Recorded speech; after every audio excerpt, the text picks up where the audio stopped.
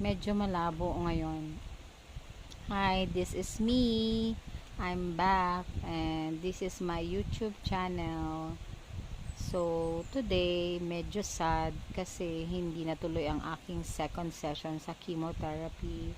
It's because medyo mahina ang aking hindi pala mahina. Medyo mababa ang aking white blood cells. So, kailangan pataasin muna ang white blood cells bago ulit ako i-chemo. Hopefully, sa Monday, medyo mataas na ang aking white blood cells.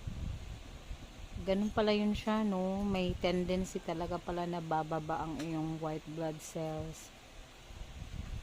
Kaya kailangan kumain ng marami.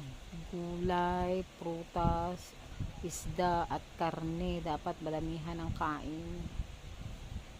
So, hanggang dito lang muna. In-update ko lang kayo sa aking schedule, pero na-reschedule ang aking chemo. So, hopefully, sa Monday, meron na. So, goodbye po muna. Mag-update lang ako ulit sa susunod na aking video or vlog. Thank you so much. Bye.